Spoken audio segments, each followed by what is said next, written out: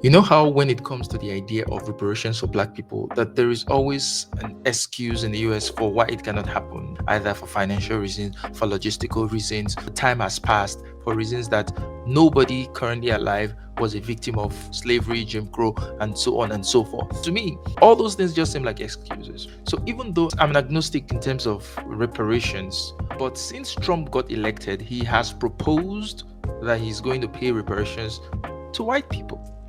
Now, this is under the guise of them being victims of DEI, them being victims of racial discrimination.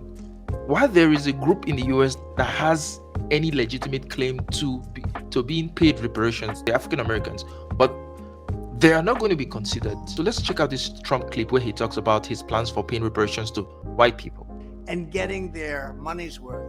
Furthermore, I will direct the Department of Justice to pursue federal civil rights cases against schools that continue to engage in racial discrimination and schools that persist in explicit unlawful discrimination under the guise of equity will not only have their endowments taxed, but through budget reconciliation, I will advance a measure to have them fined up to the entire amount of their endowment.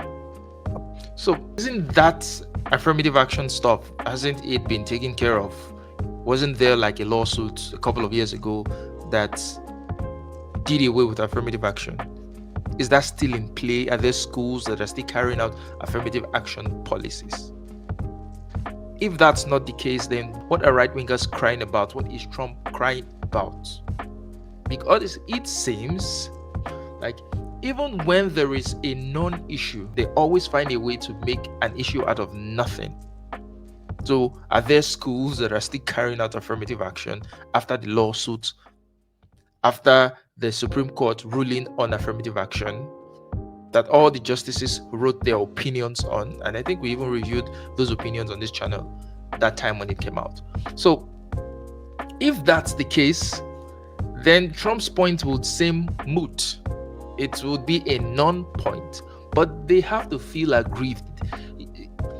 Probably because nothing really changed. They probably thought that when you take away affirmative action, then no black person is going to ever be admitted into any of these elite schools or elite colleges, and it's just going to be filled with white people and Asians, and even the Asians that were complaining that black people were taking their spots.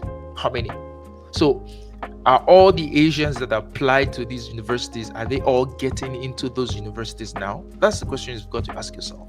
When people make a big deal out of nothing, there is a documented history and impact of racial bias against African Americans for hundreds of years.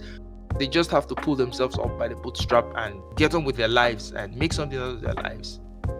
And they will be blamed for whatever position they find themselves in today by saying they're lazy, they're not ready to take advantage of opportunities, despite the fact that there were historic deprivations that these people went through.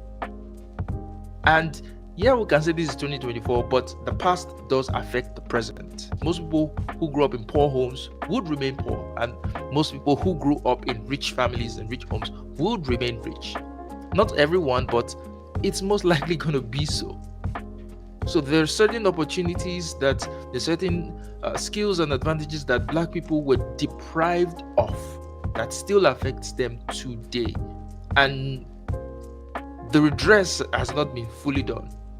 And even the other things that were meant to actually redress it, like affirmative action, was expanded to so many other groups, including women, white women, other minorities. And then they've even now been struck down. So where's the redress? A portion of the seized funds will then be used as restitution for victims of these illegal and unjust policies that hurt our country so badly.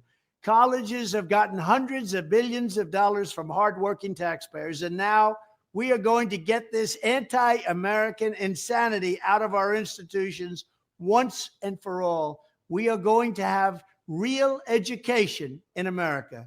Thank you. And of course, he called it restitution, not reparations. No, he's just giving it another.